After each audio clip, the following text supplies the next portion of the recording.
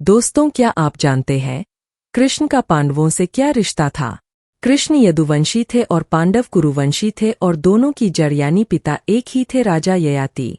जैसे जैसे पीढ़ियां आगे बढ़ती गईं, दोनों के बीच गोत्र का भेद भी बढ़ता गया और उनमें वैवाहिक संबंध भी बनने लगे।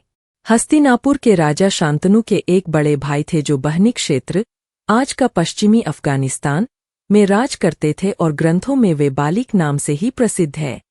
इस बाहनीक के परिवार की 5 बेटियां कृष्ण की सौतेली माता थीं, जिनमें से बलराम की मां रोहिणी सबसे बड़ी थीं।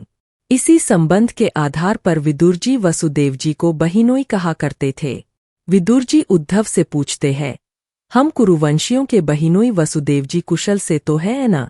जो कुंती आदि अपनी बहनों की पिता के समान देखभाल करते हैं, आदरणीयों में श्रेष्ठ वे वसुदेव जी कुशल से तो है ना? पांडवों की माता कुंती वसुदेव जी की सगी बहन थीं। मथुरा गणराज्य के पूर्व राजा शूरसेन के वसुदेव जी सहित 10 बेटे तथा कुंती सहित 5 बेटियां थीं। राजा शूरसेन ने अपने निह संतान मित्र राजा कुंती भोज को अपनी बड़ी बेटी, जिसका नाम पृथा था, दत्तक पुत्री के रूप में दे दी थी। कुंती भोज के घर में यही पृथा कुंती कहलाने लगीं।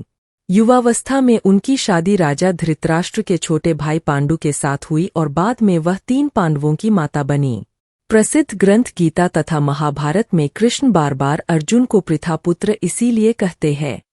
कुरुवंश की बेटी रोहिणी की बेटी सुभद्रा कुरुवंश के ही एक वंशज अर्जुन से ब्याही गई थीं। यही नहीं, अगर दक्षिण भारत में प्रचलित लोककथा को माने तो सुभद्रा के बेटे अभिमन्यु ने विराट की पुत्री उत्तरा के अलावे अपने सगे मामा बलराम की बेटी शशिरेखा से भी शादी की थी। अर्जुन के चचेरे भाई दुर्योधन की बेटी लक्ष्मणा की शादी बड़े ही हंगामेखेज तरीके से कृष्ण के पुत्र साम से हुई थी।